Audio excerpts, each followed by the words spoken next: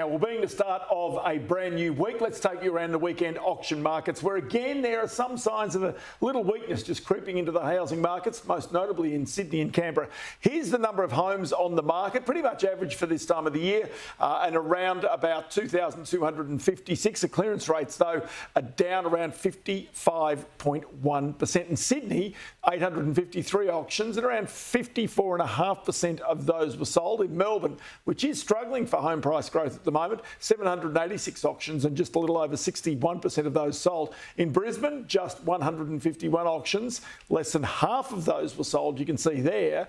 Even Adelaide is finally showing some signs of maybe cooling off, 97 auctions and 2/3 of those were sold. In Canberra, 64 auctions, but fewer than 55% of those were sold. Perth typically just had 5 auctions, but there were a lot more private sales there. Let's bring in here Angus Moore, senior economist with REA Group. Angus, do you get a sense of maybe the prices cooling along with these auction clearance rates?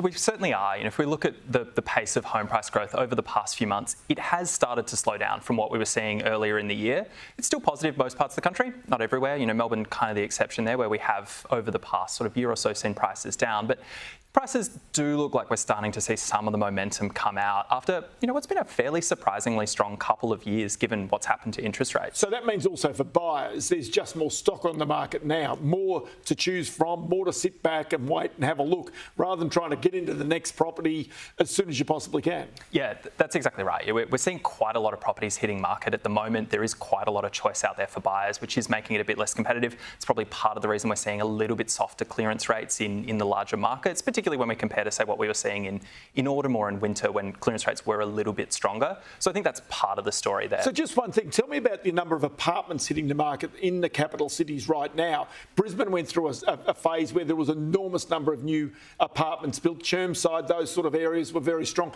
In Adelaide, you've seen similar things take place. Melbourne and Sydney keep on happening. The number of cranes in Sydney, I notice, is starting to diminish. Even in Melbourne, the same sort of story there. How many new properties are hitting the markets right now?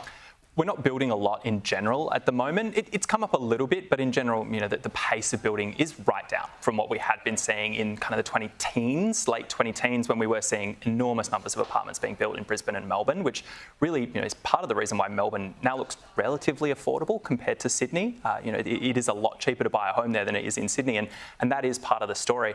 That said, Australia does continue to be a nation of kind of detached homes. We do still build predominantly detached homes. It's not as much as it used to. Apartments are a bigger share than they were, say, 2-3 decades ago, but they are still predominantly detached houses. But apartments rely not just on empty nesters going out and finding their apartment and maybe a holiday house somewhere else.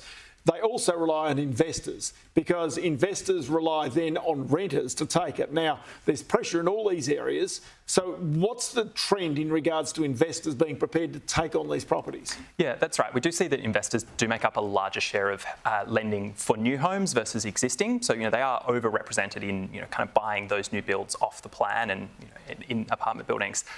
The kind of good news for renters, in what has been an incredibly challenging market with not a lot of good news, is we are starting to see more investor activity. Investors are now making up 38% of new lending, which is kind of the highest share we've seen since about 2017.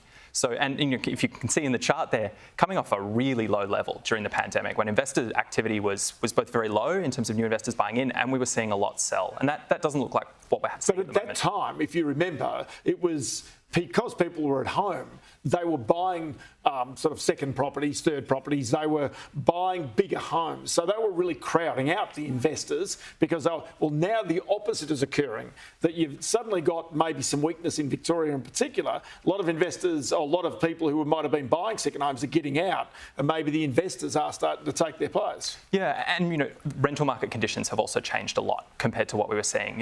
When we were seeing that very limited investor activity was, it's hard to remember now, but actually really weak rental markets. 2020, particularly in Melbourne, rental vacancy rates were very high. Rents actually fell in the Melbourne CBD by, as much as 20 to 25%, which is enormous. So it was a very unattractive environment for investors, and that's obviously changed completely over the last few years. Rental markets are extremely tight. Rents are growing and have grown very, very quickly. That's rebuilt rental yields and make it a lot more attractive for investors. I'll tell you, it's going to be fascinating to watch what happens in the next 5 years coming from here and whether that building recommences again. Angus Moore, always good to chat to you. Many thanks for your time today. A pleasure. Thanks, Russ.